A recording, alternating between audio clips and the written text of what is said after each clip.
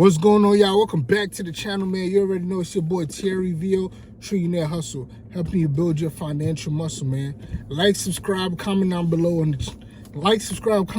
Check out your boy, man. Help you build your financial muscle one stock, one share at a time, man. Yo, listen. You gotta invest in the stock market. Obviously, y'all already know that. That's why y'all on the video and y'all are checking out the video. But today, I'm gonna give you a smooth blueprint. It's not really a blueprint. It's something that I've been doing.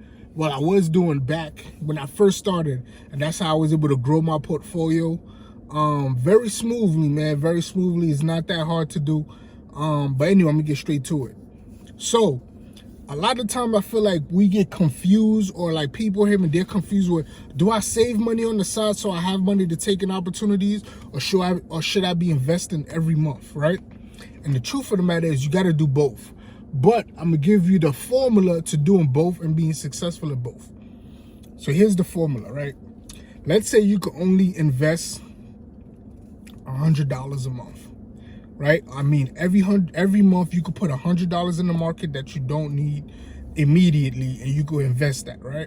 What you do is you put $100 in the month.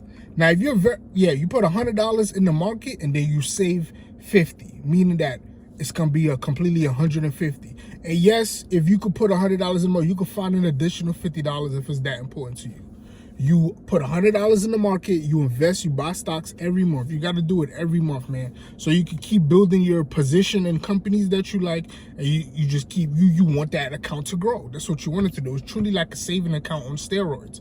You want it to grow, and you want to be investing in solid businesses.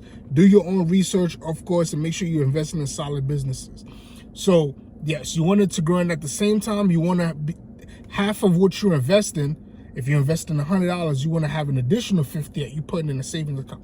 Well, why you want to do that? Because there's gonna come times where there are amazing opportunities in the market, and you gotta have cash on the side to take amazing opportunities. For example, Warren Buffett right now is sitting on 90 billion cash.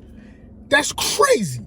Like 90 billion with a B in cash. He has reserved that he's sitting on, because he's about to, listen, the moves that this guy's about to make. I know he's old. People like to put, oh, he's old. We're the new era of investing. Well, listen, I'm still going to follow the dude who amassed all of that. He has 90 billion in cash.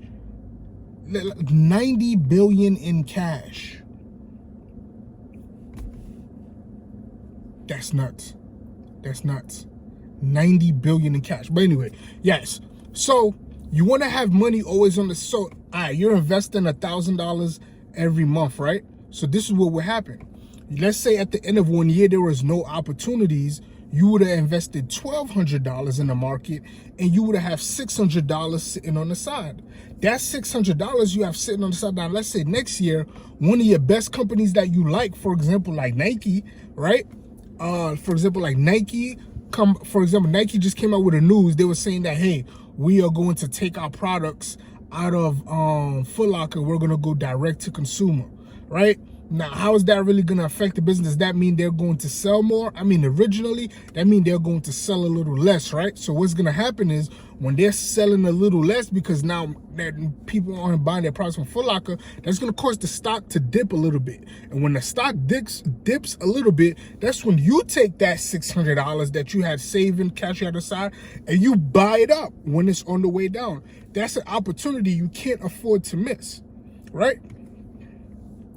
That's how you use the additional money you've been saving, and then you wait for an opportunity like that, and then you jump in, and then you still keep putting $100 a month in the other stocks that you like, or even if it's still Nike. Like, you get what I'm trying to say? Every month you have your portfolio and you have your stocks that you invest in, right? The number of stocks you invest in is up to you. We'll do a different video to the amount of stocks that's to be in your portfolio. But for the most part, you have your portfolio, you're investing $100 into your portfolio. The way you divvying that up, sharing that up to invest in the different stocks, is up to you, right? And then half of the amount you invest a month, you have that in a different saving account, and that money's just waiting on the side like a hungry wolf, waiting for an opportunity that, you know what I mean? Waiting for an opportunity that's going to be crazy, and then you come in with that, and you swooping for the opportunity. Another opportunity, like for example, how would I say? Apple. We know Apple coming out with the Apple car, right? So let's say you was putting $100 in Apple every month, and then you got that cash reserve, that $600 you did after 1 year, you have $600. After 2 years, it's $1,200, and you would have had $2,400 invested in the market. Plus that $1,200 gives you what, $3,600. But anyway, that $1,200 after 2 years, what you could do with that $1,200 is, for example, let's say Apple says, hey, we're coming out with an Apple car in July, and we are now in March. Now you start buying up Apple. You feel me? You start buying up that Apple, and then because you know when they come out with that Apple car, the stock's gonna shoot up, right? I'll give you another example, like Amazon, for example. That stock is very expensive, right? That stock is hovering around $3,000 a share right now. So you know what I mean? You putting your $100 in, trying to build your position in it. Even after a year, you still won't own a share. You would have owned $1,200 if you was putting that $100 solely in Amazon. You're gonna have $1,200 worth of Amazon stocks, and then you still got the $600 off to the side, right? But now let's say after 1 year, instead of still hovering on a 300, it slides down. Like some crazy news happened, like Jeff Bezos decides to sell Amazon to a different company. No, Jeff Bezos, don't do that, Jeff. Don't sell it. So Jeff Bezos hires a new CEO, right, to run the company on the day-to-day activities, and people, for the most part, don't really like the CEO. So instead of the stock now hovering at 3,000, the stock slides down to around $2,200 a share. You take your $2,400 now you've been saving for the 2 years, right? Remember? So you could take that money now and buy a one full share, or you could just take that money and put it in Amazon or whatever the price is at. I'm just trying to show you a game plan of what you're supposed to do, man. That's what you should get from this conversation. If you're investing $200 a month in the stock market, you should be saving $100 to the side.